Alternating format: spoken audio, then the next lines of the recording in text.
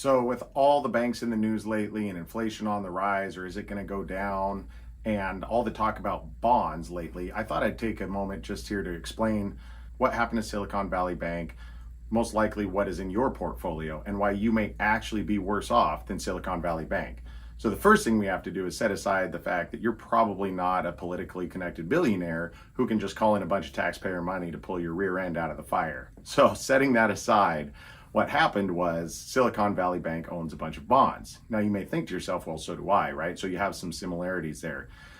The big difference comes in how bonds work, what Silicon Valley Bank owned, and what you probably actually own. So a bond is just a promissory note to pay an interest rate. So if you think about it like a gumball machine, if you own a gumball machine that's promising to spit out 3 gumballs per year, that's essentially a bond. Now, a lot of clients will say, well, wait a minute, then how do people lose money? How do people lose money with bonds? Well, this is how. Bonds essentially have 2 numbers that you need to be concerned with. One is the coupon rate. That's the amount of interest it's going to pay per year, or the amount of gumballs that gumball machine is going to produce per year. The other is the market value of that bond or gumball machine. That is the amount of money that you could sell that gumball machine for on the open market. So Silicon Valley Bank, back when interest rates were very low, and those machines were spitting out very little gumballs, they went out and they bought a whole bunch thinking, hey, these are safe. And kind of technically, they're correct. Unfortunately, as interest rates went up, a whole bunch of new gumball machines flooded the market. And now instead of spitting out 1 gumball per year, they were spitting out 7 gumballs per year.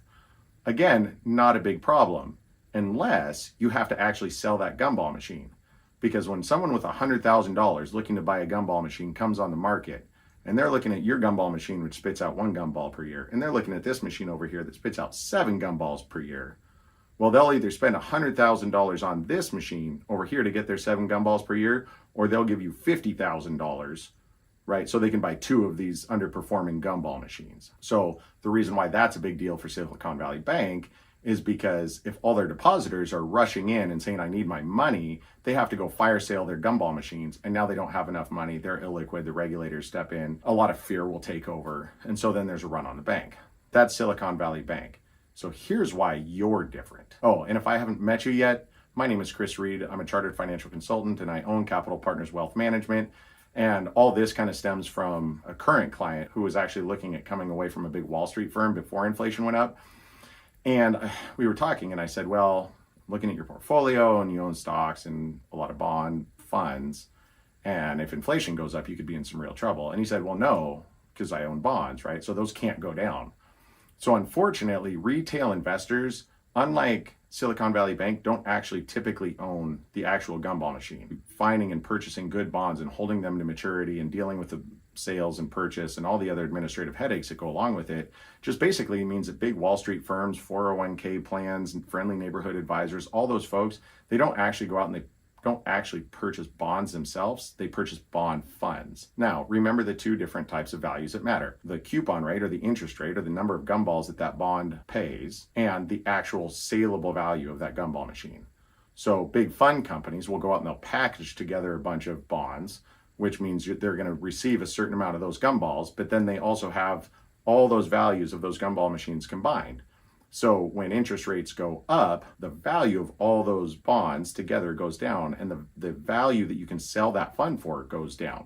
Well, like a lot of target date funds in 401ks, if you have 50% of your money in stocks, and stocks are declining because we're in a market crash, and interest rates are on the rise, and those bond funds are declining because the market's being flooded with these gumball machines that are producing much more gumballs, all of a sudden, you look at your 401k statement, and the bonds that you thought were going to hedge you against a big market crash are all of a sudden going through the floor.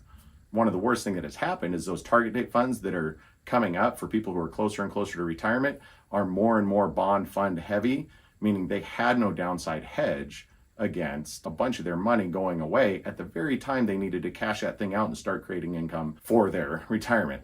And honestly, the worst part about all this is that I believe people who work hard their whole lives, they deserve to have a financial plan and investments that are actually going to secure their retirement, make them happy, relaxed, able to focus on the things they want as a reward for all those years of working hard. That same gentleman stuck with his old advisor. Now we've got him over here, and there are ways that you can hedge against down markets and eliminate or minimize the risk of both a down market in stocks, but an inflationary spiral on your bond or bond funds using some alternative investments or buying the actual bonds themselves. So again, thanks so much for watching. I really hope that this has given you some ideas. Maybe take them to your financial advisor, see if there's something better that you can do that'll just give you a little more peace of mind. There's also some quizzes below in the comments. If you want to click on one of those, I can give you, if I have time, which is less and less lately between the kids' sports and running this company, we can give you a little overview maybe of what your retirement income will be or how much you need for retirement. If you leave a comment or have any questions, go ahead and leave them in the comments below and we'll try and respond to those as well. Thanks so much.